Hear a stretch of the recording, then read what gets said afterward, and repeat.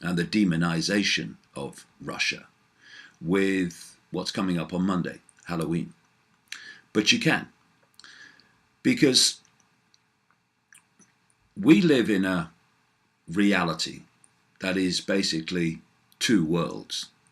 There is the world populated, inhabited by the mass of the people, and then there is the world that is lived by those that are seeking to manipulate, control, and oppress and suppress those people. And those worlds are just not the same. I don't mean that one group is fantastically wealthy compared with the vast overwhelming majority of the rest.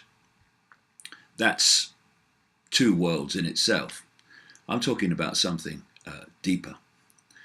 See, we are looking at a long planned, as I've been saying for so long, conflict between the West and Russia, with China brought in as well. It's been long planned, and the pieces are being moved into place more and more obviously. Now, imagine the mentality that it takes to coldly plan and manipulate a conflict that will cause fantastic, monumental death and destruction if it reached the level that they want. What would you need to do that? You would need a complete inability to feel compassion and to feel empathy with those you are going to kill, maim, and make suffer. And yet, we have at least two precedents for it in World War I and World War II that were both, as my books and others have explained in detail, were both long planned and didn't break out by accident or random chance. And when you look at what is happening in the world now in relation to this massive NATO build-up against Russia and this demonization of Russia, and when you see in an excellent speech this week how there seems to be just one mature world leader around, and that's Vladimir Putin, who was pointing out the ludicrous nature of what's happening because they have absolutely no desire to invade anyone. And there is no evidence that that is the case. All we have is rhetoric and well, outright lies and propaganda from the leadership of the West. So here we have this obvious attempt to trigger a war with all the human and environmental consequences. What kind of mentality could possibly envisage that, let alone plan it and want it and seek to make it happen? Well, that brings us to Halloween. This is like Christmas, a great example of these two worlds that I'm talking about. To most people, not least in the United States, but wider afield now, Halloween is a bit of fun. It's when kids go around the doors, trick and treating, and they dress up as ghosts and monsters, and you have this apple bobbing and all this other stuff that goes on. And in the United States, it's become the second most profitable festival in the year, second only to Christmas in the amount of money that's generated. But Christmas and Halloween have a much deeper significance, and certainly so to this hidden hand, this other world of interbreeding bloodlines and their gophers that are manipulating world events and have been doing so for literally thousands of years. Christmas, for instance, is really Saturnalia. Saturnalia was a festival in ancient Rome during the Roman Empire, in the run-up to what we now call Christmas. They gave each other presents at this time. They decorated trees. They hung holly, a sacred plant tree to Saturn. And Saturn was the great god of Rome, hence Saturnalia. This was a festival to the god Saturn. And like so many other pagan festivals, Christianity, when it came along, which of course came out of Rome, they decided that they could get new recruits easier. Well, this is one reason for it. There are others. If they just took over the pagan festivals and called them a different name. So eventually, Saturnalia became our Christmas and the alleged birth date of Jesus Christ, who is just another symbolic figure in a story that's been told over and over again throughout the ages and endless different cultures, each time just put into another historical setting with another name for the hero. But to this other world of these bloodlines and the world of Satanists, which these bloodlines are in their inner circle, Christmas is still Saturnalia. It's still a time of human sacrifice. And so Christmas is a time when the Satanists and these bloodlines do their rituals, including human sacrifice. And then, not least the sacrifice of children, by the way. And then we come to Halloween. This is the ancient Celtic and Druid festival. Druids, of course, the priestly class of the Celts. And they had a festival on November the 1st called Samhain. And the night before was basically the Night of the Dead. And they engaged once again in human sacrifice on one heck of a scale. And then, of course, Christianity came along. And as with Christmas, it hijacked Samhain and called November the 1st All Saints' Day.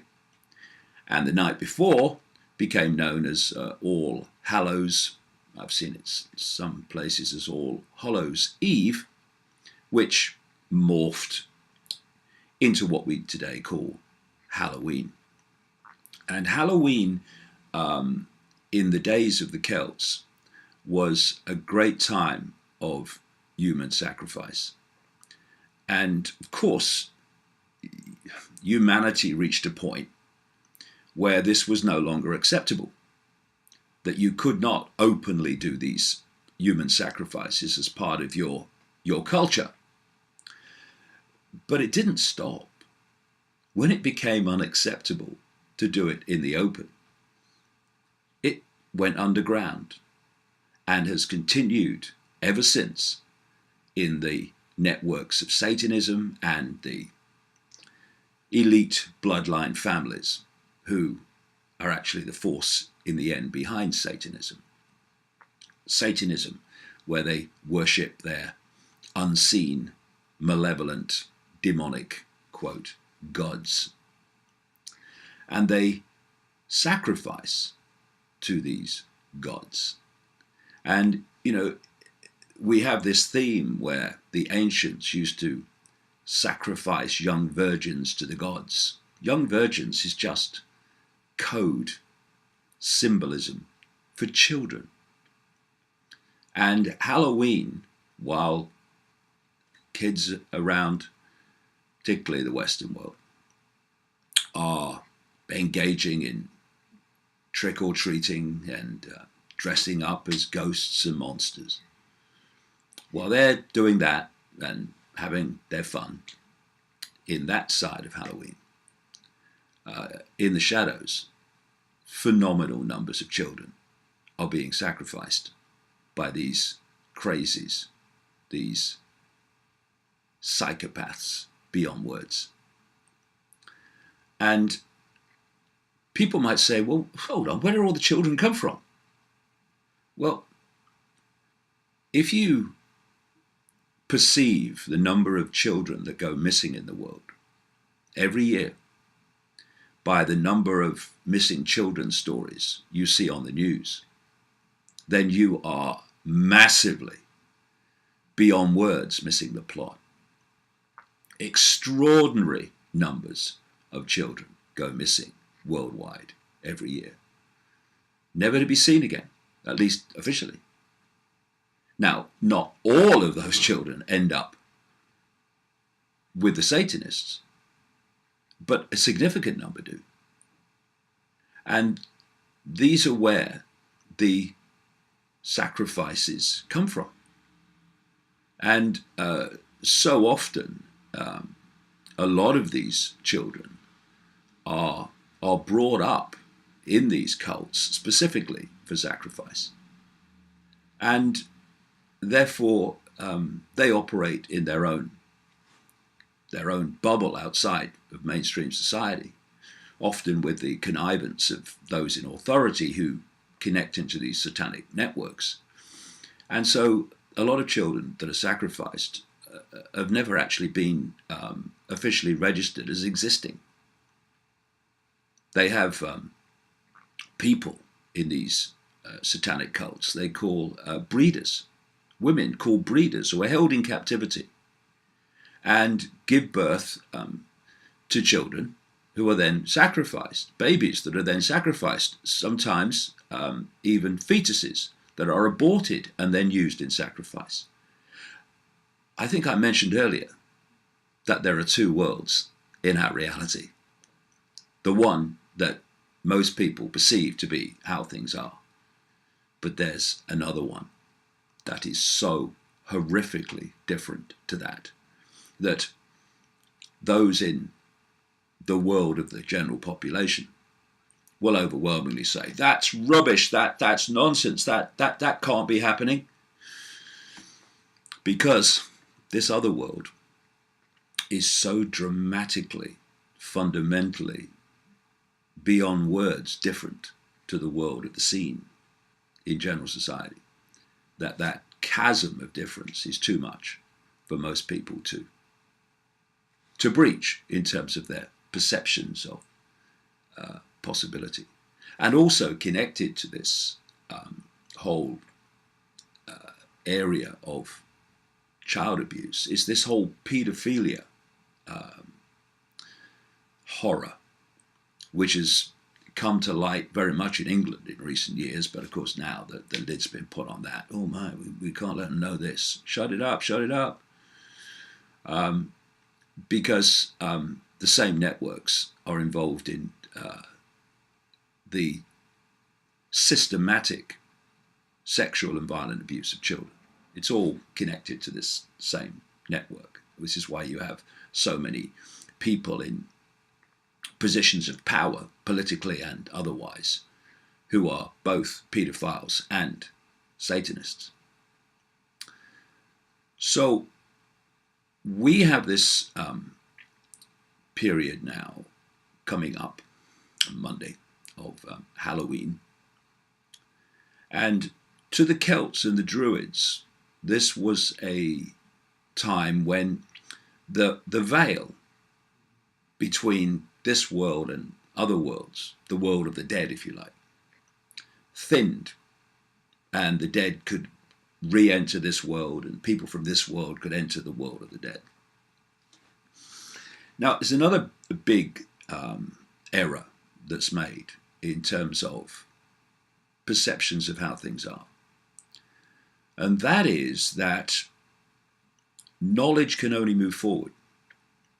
That wherever we are at any point in what we call human evolution, it must be at the cutting edge of human knowledge. Not necessarily so. Okay, let's look at ancient Egypt. Now let's look at Egypt today. The very comparison between the two reveals that societies can go back in terms of where they are, as well as forward. And what is the key to that? It's knowledge. It's the circulation of knowledge, the circulation of understanding. Now, if you can systematically withdraw, suppress, which is what they've done massively through religion, not least Christianity, if you can withdraw and suppress knowledge so it goes out of general circulation, then that society is less knowledgeable, less evolved, if you like, in terms of awareness of reality than it was before. And there was knowledge circulating about the nature of reality in these ancient societies, like the Celts and so many others all over the world, that has been withdrawn from human society. It's just starting to come back now. And funnily enough, it's coming back into the form of things like quantum physics in our way of expressing it. But they knew, without using words like frequency and such like, these ancient societies, certainly the key people within them that held this knowledge, they knew that this reality was only one of endless realities that shared the same space as this one. Like radio and television stations in the analog system share the same space without interfering with each other unless they're really close on the dial. And therefore they knew that interpenetrating this world were other realms, what we would now call bands of frequency, that had very different realities. And they perceived them as the world of the dead, which is kind of true in the sense that when our consciousness leaves the body, it goes to other frequencies of reality. The body holds our attention in this frequency band we call visible light in the electromagnetic spectrum. But when our consciousness leaves the body, then it doesn't have that focus and it expands into other realities. So although there is no death, apart from the body ceases to function, you can understand why these ancient societies, like the Celts, perceived these other realms as the realms of the dead. And when planets and other heavenly bodies are moving around, they are impacting upon the energetic field, the energetic sea that we're constantly interacting with, the electromagnetic field. And therefore they affect it. And it's therefore understandable, again, from a modern perspective, how certain times, i.e. states of the energetic field, would see it thin out in terms of its frequency difference between this reality and other realities than it would be normally in other parts of the year. And these Satanists and elite satanic bloodlines understand this too. They just don't want us to understand it. And therefore they can interact with their, quote, gods in other realms of the unseen more powerfully, more easily, at certain points than they can at others. And this is where these major satanic festivals come from. And Christianity has picked up almost all of it. In fact, many churches are actually built on former pagan sites where they understood that the world is interpenetrated by energetic lines of force, actually information, which people call ley lines and meridian lines, etc. And where many of these lines cross, fantastic energetic vortexes are created, which also thin out the frequency difference between this world and other worlds. And if you put something on that spot and you do your rituals on that spot, then you can interact with these other worlds more easily. And the early Christians were people that understood this. Well, the people driving it did, and churches were put on these pagan sites, and this is why so many satanic rituals go on in some of these churches, because they're on these points. So this is what Halloween is really all about in the shadows, to those that understand what it really is and how reality really works. Now let's come back, therefore, to the build-up militarily against Russia, with the plan to instigate a third world war of mass death and destruction. And let's come back to the mentality necessary to contemplate that, let alone plan it. What kind of mentality do you need to sacrifice little kids on satanic altars, and to do it on a mass scale? How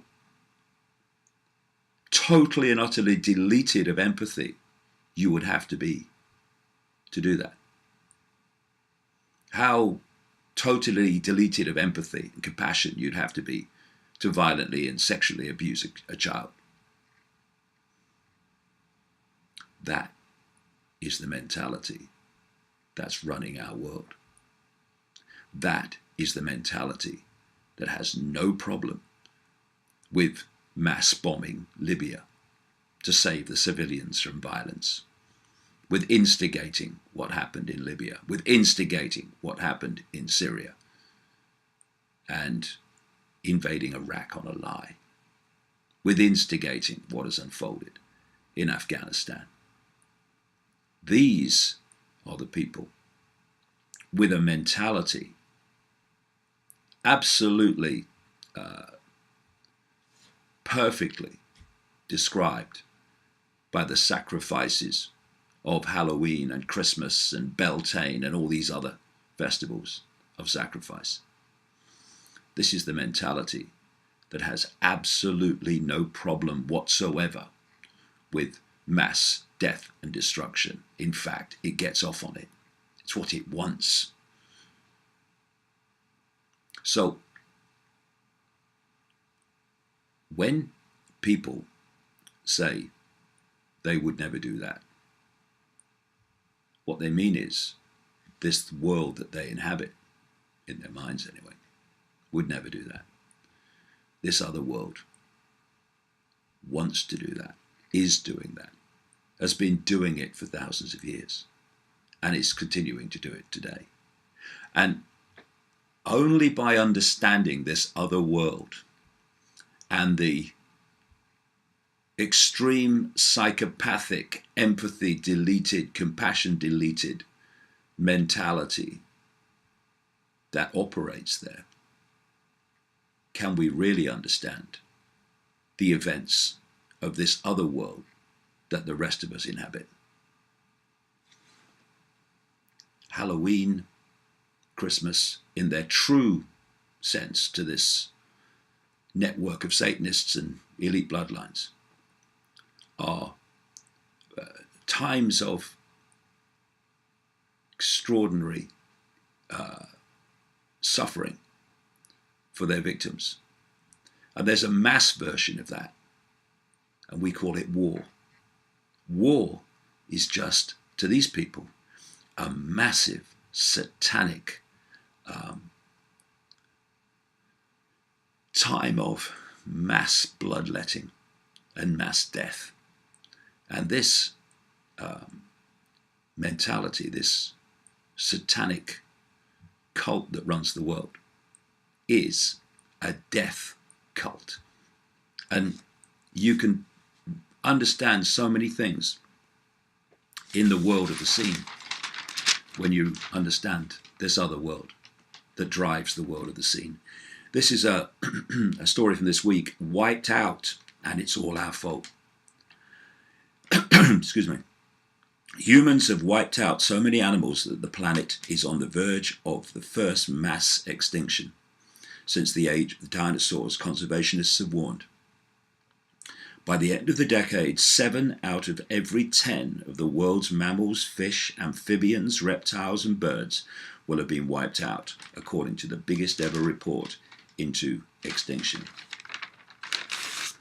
Why would there not be mass death in a world run by a death cult? Not just death of wildlife, but death of the environment, death of the forests and the rainforests, and of course, death on a vast scale of human beings, which has been happening decade after decade all over the world, most notably in the 2 world wars so far. Now